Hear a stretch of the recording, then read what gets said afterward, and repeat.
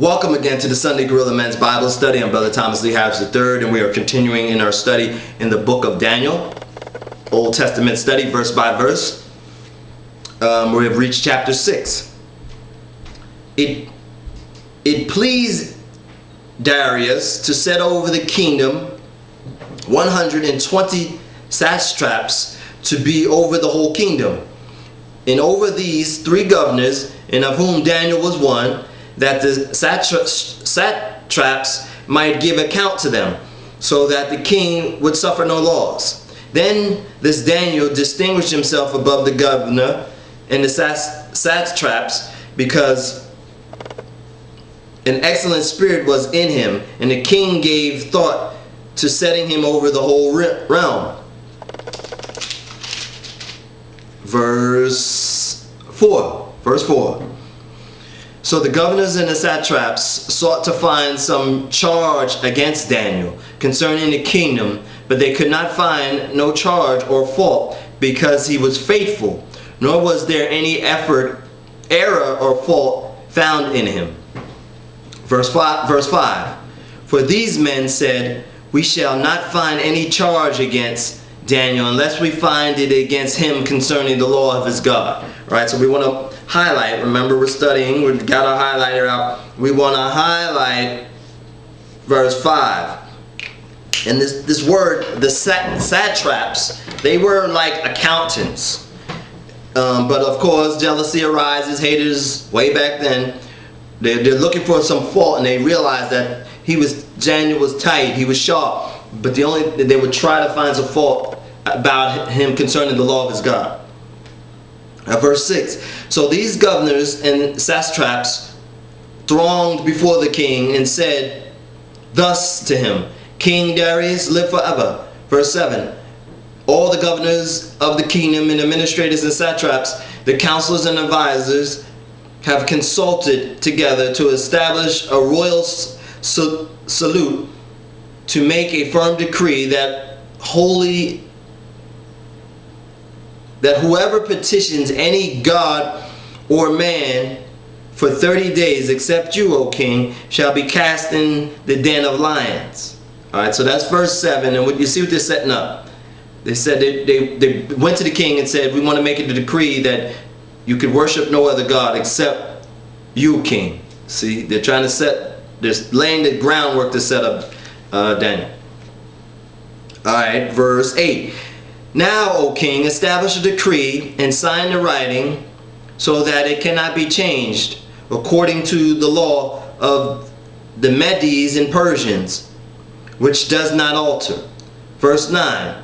Therefore King Darius signed a written decree. Now when Daniel knew that the writing was signed, he went home, and in his upper room, with his windows open toward Jerusalem, he knelt down on his knees 3 times that day, and prayed and gave thanks before his God, as was custom since early days. All right, so for history and want to see a good example of proper prayer, Daniel said it was a custom that the original children of Israel, children of God, would pray 3 times a day on their knees, amen, toward Jerusalem.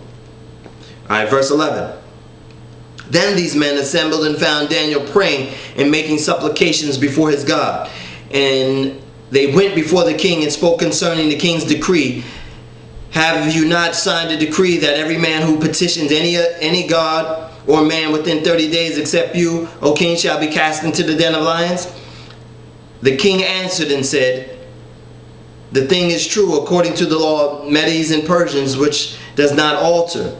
So they answered and said before the king that Daniel, who is one of the captives from Judah, does not show due regard for you, O king, or for the decree that you have signed, but makes his petition 3 times a day. Verse 14. And the king, when he had heard these words, was greatly displeased with himself, and set his heart to Daniel to deliver him, and labored till the going down of the sun to deliver him. So that's verse 14. I want to just see that their word and their bond was so solid back then. When they signed something, it was the law. And you see that the king, you can see he was upset over, he probably realized he had made a mistake by signing the decree, because it was a righteous man. Daniel was a righteous man. But he had to keep to the decree. Their word and the signature was their bond back then. Verse 15. Then these men approached the king and said to the king, "Know, O king, that it is the law of Medes, the Persians, that no decree or statute which a king established may be changed." So the king gave command, and they brought Daniel and cast him into the den of lions.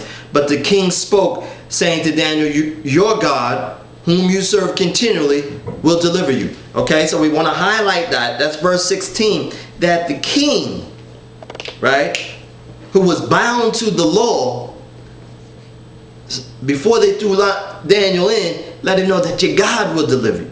Right? He had faith in his God. Amen? Verse 17.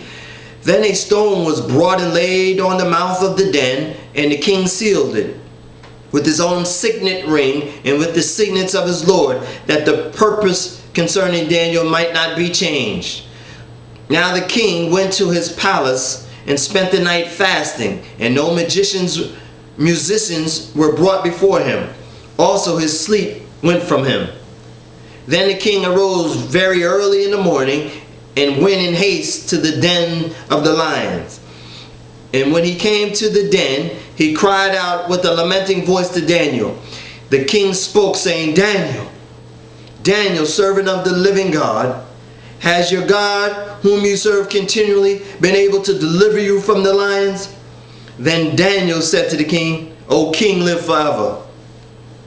My God sent his angels and shut the lions' mouths, so that they have not hurt me, because I was found innocent before him. And also, O king, I have done no wrong before you." Now the king was exceedingly glad for him, and commanded that they should take Daniel up and out of the den. So Daniel was taken up out of the den, and no injury whatever was found of him, because he believed in his God. Verse 24. And the king gave command and they brought those men who had accused Daniel, and they cast them into the den of the lions.